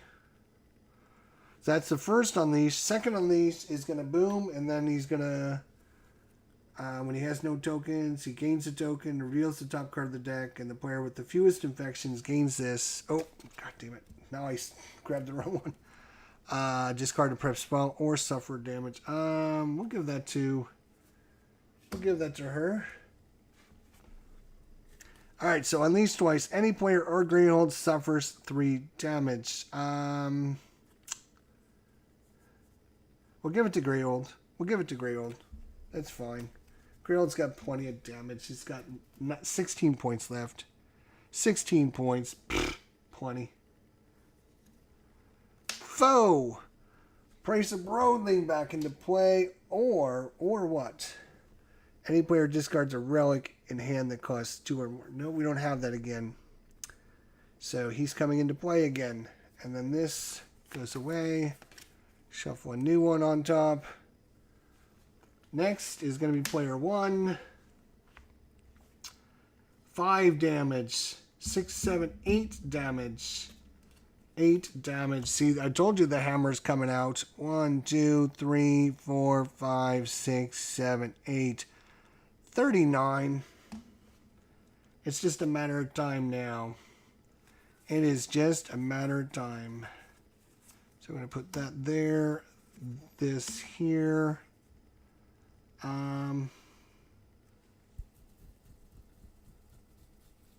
See, now this is interesting because she has a special ability that says whenever somebody takes damage, she has to take the damage. Now she's got a special ability that says whenever somebody would suffer damage, you may suffer that damage instead. So now, like, because they both have it, they can both activate it. So I have 3 ether. I could suffer damage to give someone a token, or I can spend an ether to focus your closed breach. Yeah, I'm going to do that. So instead of 3, I will gain 4. I'm sorry, instead of 3, I will have 2. And the 2 will give me another one of these. And I will spend all those to go back up to maximum hit points.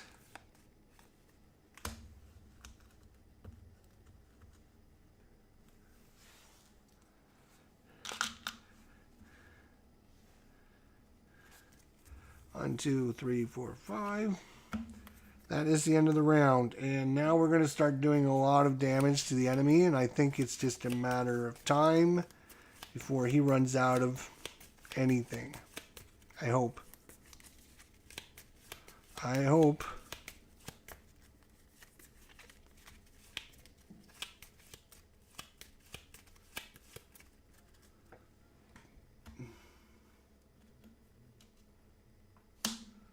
Player 1, 5, 6 damage.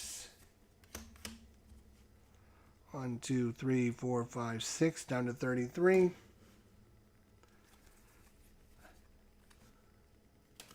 Oh, no spells. A friend gains a charge. 2, 3, 4, 5, which is going to be a time rift.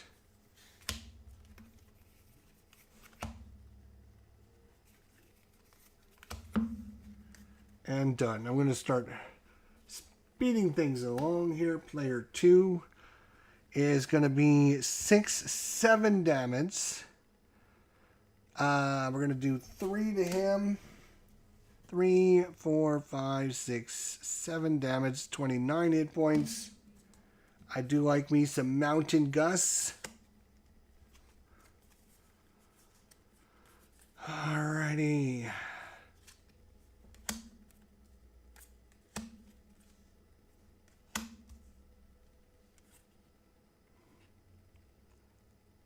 Oh, now I don't get my bonus anymore because we've activated this. So now this is only 2 ether. 2 ether, which is only going to give me a charge. 2 ether now. I don't get my bonus anymore because I've activated my special ability. Yeah, that's pretty good. Whoa. Friend. Gain 2 charges. 1, 2. And then she's going to activate herself. And...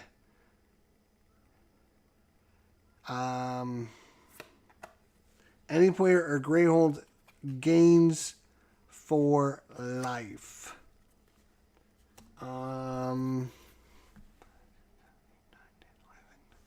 We'll give it to Greyhold. It's going to go back up to 20.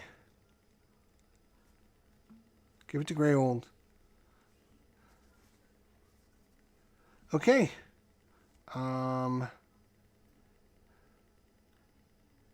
What are we doing? Friend, right, done. Nemesis, he's got nothing. Discard 7 ether. Power 2, unleash. The player with the lowest life suffers 4 damage. What? That's pretty nasty. Wow. Okay. Foe is going to go. The swarm gains 2 charge or Greyhold suffers 3 damage. We can afford to give it some charges. That's fine. It has activated 2 of its 3.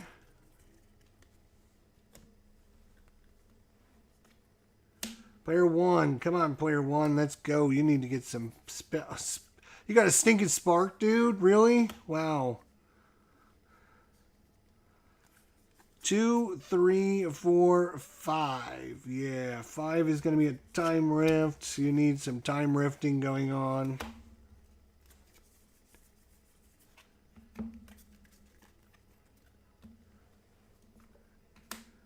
Player 2. Now let's calculate this. Foe is going to lose a charge. Or is he? Yeah, let's have him lose a charge. 3, 4, 5 damage. Boom, boom, boom. 1, 2, 3, 4, 5. 24. It's going to start going down quick now.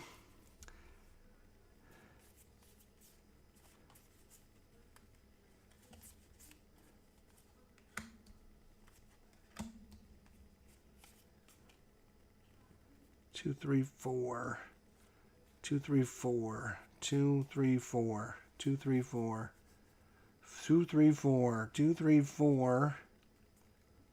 All right, we'll gain this for 4.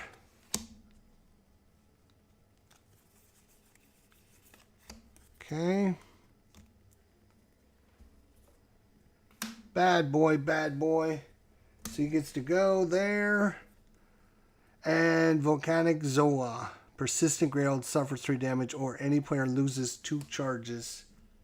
He comes in with the big fat 10 hit points. That is a lot of hit points. But I think we're going to completely ignore his 10 and just kill the boss. Because that's literally like 2.5 times what that guy is. We can kill him and he'll be done. So, Greyhold's going to be suffering some damage here. 3, 6 damage. That's fine. He can take like several of his attacks. That's no problem. I'm more concerned with that. Spend 7 to have him unleash. And the player with the lowest life is going to suffer 4 damage. Not much we can do about it, but 2 damage. Down to 22.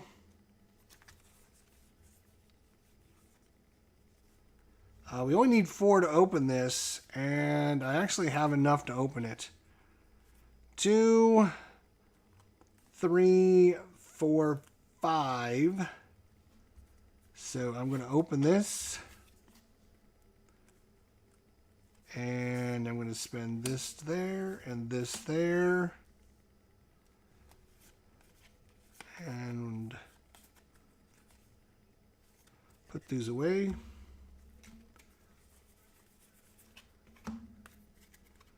Okay. So we have literally sitting on the table 5, 6, 7, 8, 9, 10, 11, 12, 13, 14, 15, 16, 17, 18, 19 damage. He's only got 22, so Nemesis goes. Okay, well this is bad. So first things first, this is going to go off. He's going to unleash. And the player with the lowest life is going to suffer 2 damage. That's actually her, but she's going to take the 4. 1, 2, 3, 4. And then he unleashes, which is going to get rid of this. And all of these are going to go off, and it's either going to be discard a card in hand, discard a prep spell, or suffer damage. Place the card in hand on top of your deck. So I think she will do that. Maybe she won't. Jeez. She's got a really good hand. And we'll put this on top of her deck. So she's only going to take the 1 damage. I'm not going to discard a prep spell, no. So 1 damage, 1 damage, that's 2 damage. So she's down to 5 hit points, actually. This is okay. Then this guy, Grailed suffers 3 damage or any player loses 2 charges. So 3 damage, huh? So down to 17. Down to 17. Player 2.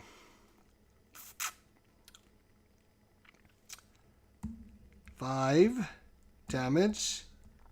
Each player reveals the top card of their deck and either discards it or puts it back. I'm going to discard that, actually.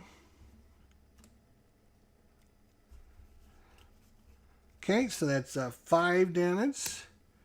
And this is 8 damage. So 1, 2, 3, 4, 5, 6, 7, 8. Down to 14 life remaining. Damn. 2, 4, 6, 7, 8. I got 8. I'm going to take a big spell.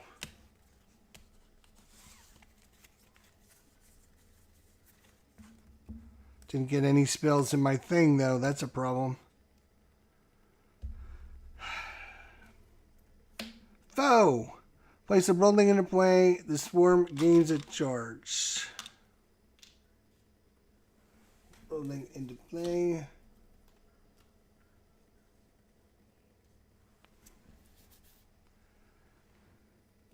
Oh, and then discards and flips up. Player 1.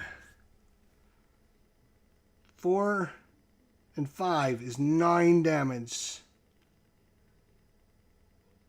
That's 10. Damn.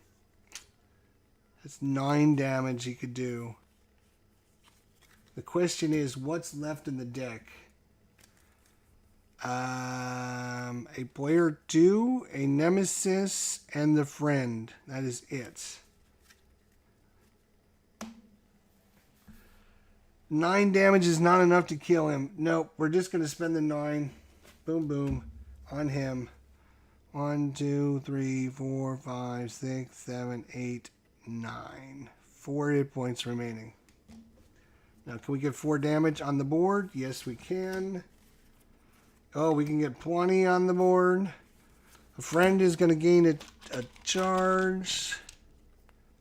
And I have 2, so I guess I'll gain a charge just in case. Why not? 1, 2, 3, 4, 5. So, player 2 unfortunately didn't get any prep spells, so the nemesis is going to get one more bad thing out before we can do anything. We got plenty of damage coming now, and I only have 2, so I'm going to gain 1 stinking charge.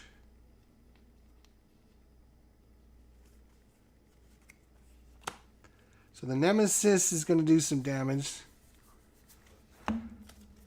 But as soon as one of us go, it's game over.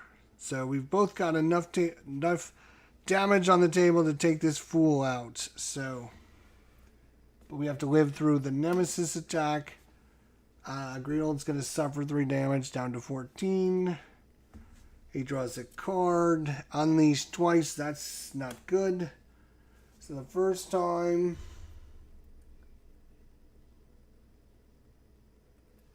Fewest infection tokens is going to get a new infection. That's going to be her over here.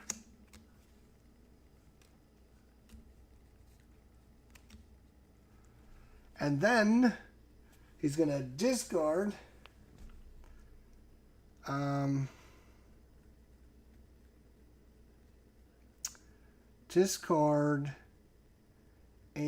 what? Everyone's going to activate, right? So I'm going to discard a prep spell. And I'm going to place a card on top of my deck from my hand, sure. So I'm causing no damage.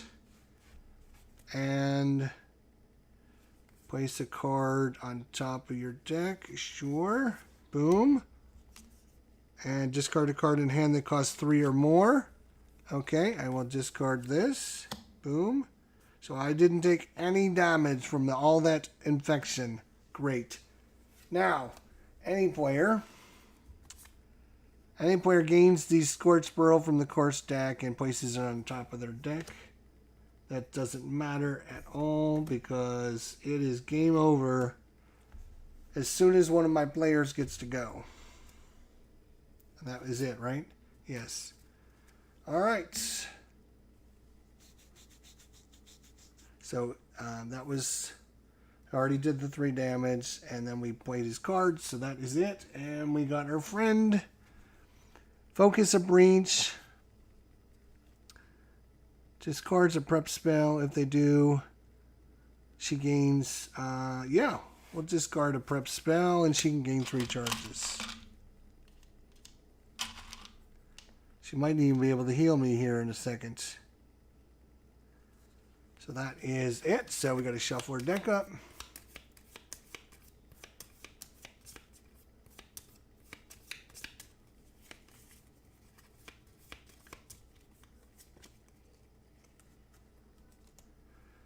All right. Basically, there are 4 cards in the game that will end it. A player 1 or a player 2. Because this is 5 damage. This is 7, 8, 9, 10 damage. So player 1 or player 2 will end it. If he goes, if he goes twice, he could technically knock her out with all of his stuff going on, possibly. So I mean, if 2 Nemesis come out, it could be really bad. But we will see. Boom! Game over. So that is 5 damage. That's it. 1, 2, 3, 4. Boom. -1. Yeah, I knew the beatdown was coming. Boy, it just took us a while to get some good cards in our deck, but that is it. We have been successful. We have won. Let's see what the turn order was going to come out. So player 1 went. And it was going to be the Nemesis. Would have done some damage, 3 damage, and then drawn a card. That card would have been another bad guy. Okay. If the player collectively have fewer than 4 infections, reveal the top. No, we got plenty of infections. Thanks. Yeah, once you get the infections, you cannot get rid of them. So then after the Nemesis... Oh, was there going to be another Nemesis? He would have had a good couple rounds, too. He would have been able to do 6 damage to the Greyold. He would have had 2 card flips. One was a minion. The next one was a... Spend 7 to unleash, and Greyold suffers 3 damage. So that could have been pretty dangerous. Then a friend... Then player 1, Then the foe. So we got 2 player 2s finally going at the bottom. Oh my god. Thank God player 1 showed up when she did. Woohoo! Nice. Nice. So you can have your stupid infections back there, mister. I don't like them. We will start sorting these cards. That is a victory. And that was pretty interesting how, like, she changes modes and gets a new card. And then here's all the different cards. The Hulking Comet, the Towering Obelisk, the Gaia Inferno, and the Titanic Jasmine. Oh my god, 4 ether. And you may place the next card you gain this turn into any player's hand. Just like buy a card and put it into somebody's hand. That's pretty good. I wonder if she can only unleash once and only once. I do like the friend and foe expansion. I will say that. It's easy to manage. It's easy to run. It's not overly complicated. Which I was afraid it might be like a big to-do. And it's not, which is nice.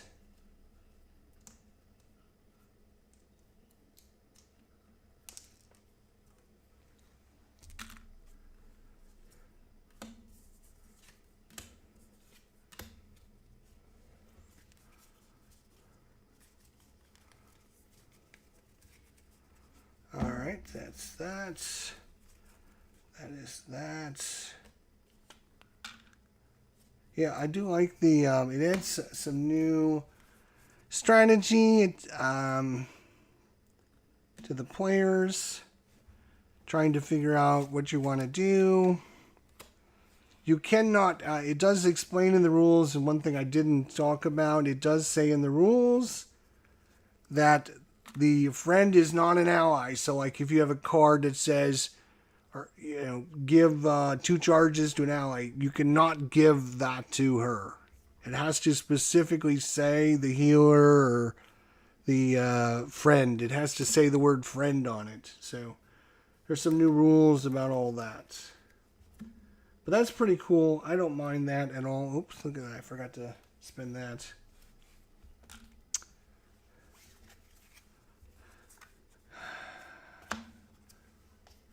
So that's kind of cool. Like her power actually changes, and the fact that she can like go up to like 14 hit points and takes all the damage for everyone. That's interesting. Interesting mechanism for sure. I forgot we had a pile up there. We went through that whole pile, so. All right, and the banners, there's a whole bunch of different banners you can be playing with. She gains this card as well.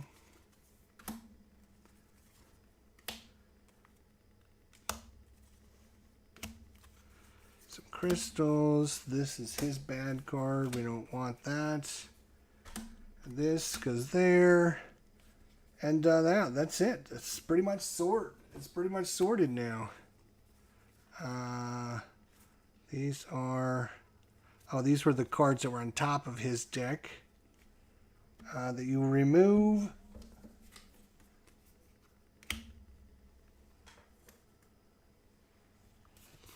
Yeah, I would say I do like this. I'm not a big fan of this though so far, but I mean maybe I need to see this in action a little bit more. We didn't really focus in on any of this. I think this Immolate is kind of interesting if you put it on the boss, and then the next time you attack the boss with that card, you can cycle bad cards out of your deck to kind of fine-tune it. I mean, that's kind of interesting, but do you want to give up 2 ether for that? Man, that is a tall ask. I will say that. That is a tall ask. I don't know if I would want to do that. So there's all these other banners that you can use. You have to replace either a gem or a spark with those. Where are my banner? Here's a banner. Where's the other banner? Here's the other banner. So you have like a bunch of those. Guess I should have finishing. Right, this is her special card. Trying to just put everything away in order for next time. Okay. The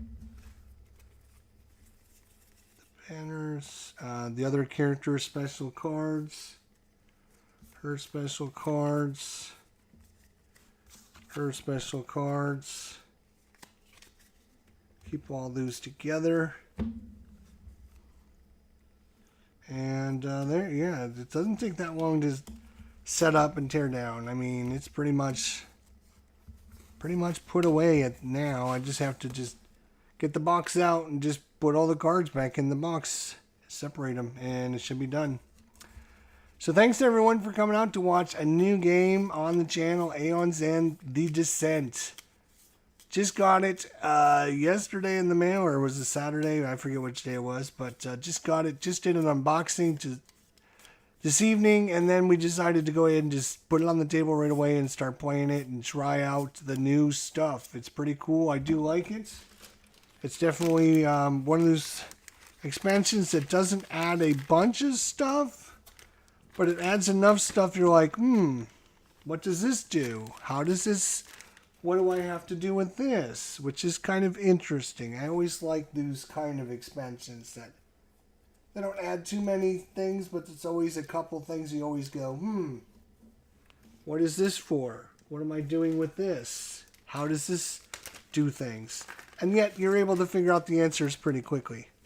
The one thing I would definitely try to find out is why his cards say put this guy into play with 4 hit points when he's only got 3 hit points on it. And I think there's 4 hit points. I'm not sure why. There are 2 other characters you could play. Again, I couldn't understand this, or this description is not very well described. And this one is, they're both kind of complex. Oh no, this guy's very simple. 3.